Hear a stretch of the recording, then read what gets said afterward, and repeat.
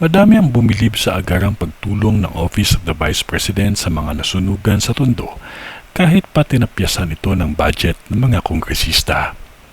Kitang-kita ang pagresponde at pagbigay ng tulong ng Office of the Vice President sa mga nasunugan.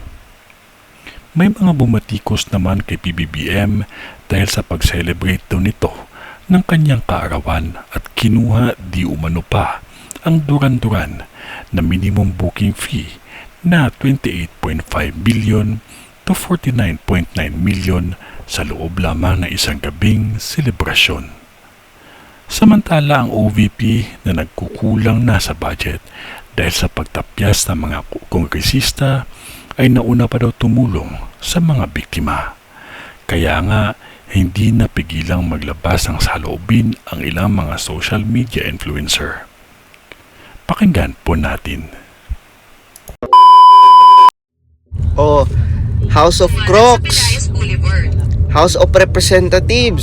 Ito yun Ito yung opisina na tinapyasan nyo at tatapyasan nyo ng budget. Ang opisinang siya ang nangunguna pag may sakuna at kailangan ng tulong ng mga Pilipino. Basahin natin mga lods. Look, the Office of the Vice President on Thursday, September 12, 2024, reports that it has extended aid to nearly 700 families affected by Wednesday's fire in Barangay Zapute, number 3, Bacoor City, Cavite. Imagine niyo mga lords, ang OVP talaga ang nauunang magresponde. Pansinin niyo mga lords, ang OVP talaga ang talagang to the rescue agad pag may mga sakuna. Kasi naman yung ibang mga agencies ng gobyerno, 'di ba? Ang dami pa kasing mga cheche-bureche niyan eh. 'Di ba? Pero ang OVP wala nang cheche-bureche. 'Di ba? Diretso agad sila doon sa mga naapektadong mga Pilipino at bigay tulong at serbisyo agad. 'Di ba? Ganyan.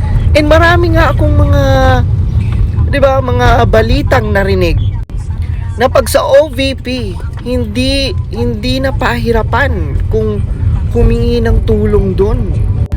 Tapos imagine niyo mga lods, yung mga House of Crocs, tatapyasan nila ang Office of the Vice President na pinakaunang nagre-responde sa mga ganitong sakuna. 'Di ba? Sobrang nakakatawa. Imagine niyo kung sino pa yung public officials, 'di ba, na mas nangunguna pang magbigay tulong at serbisyo sa mga Pilipino. Kung sino pa, 'di ba, ang unang nagre-responde at maraming natutulungan Pilipino, siya pa talaga ang pinag-iinitan. Kaya talaga naniniwala talaga ako mga lods, 'di ba, na yung mga House of Crocs at mga anti-Duterte na politiko, mga inggit lang yan sila, di ba? Mga insecure. Kasi yung mga opisina nila ang tagal-tagal mamigay ng tulong. Happy birthday, Mr. President! Pero is it true, mga lords? No? So basahin natin. Duran. I know that it is included in your contract to keep this private concert very private. But we have GMA News and Rappler to confirm that you were flown to have a private concert for the birthday of Philippine President Bongbong Marcos. Please fact-check verifiers. So difficult to get pics and videos. Very demure, very cutesy, very exclusive. Anyway, birthday naman ng ating presidente, di ba? So, wag tayong umangal. Wag na tayong magreklamo, di ba? Tumahimik na lang tayo. Kasi sabi nila, minsanan lang naman yan. Di ba? Pag every time na pupuna natin na yung administration ngayon ay puro pa-concert, ang sasabihin nila, minsanan lang naman yan. Pero kahit na alam nating hindi minsanan, kahit alam natin na Diyos ko, puro pa concert talaga. And alam nyo ba mga Lods, mahal, mahal, sobrang mahal ang talent fee ng Duran Duran, lalo na pag i-exclusive mo. Ito mga Lods, oh, grabe. $750,000 US dollar to 999,998 US dollar. Hay, magkano yan sa Pilipinas? Ang laki niyan. Minsan wala ka nang masasabi kundi huminga na lang tayo ng malalim. Alam nyo mga Lods, ito ha, as Filipinos, no? Siguro naman magkaroon naman tayo ng concern at siguro naman it's about time naman siguro na questionin din natin. 'Di ba na, 'di ba? Lalo na yung mga ganyang magarang concert, 'di ba?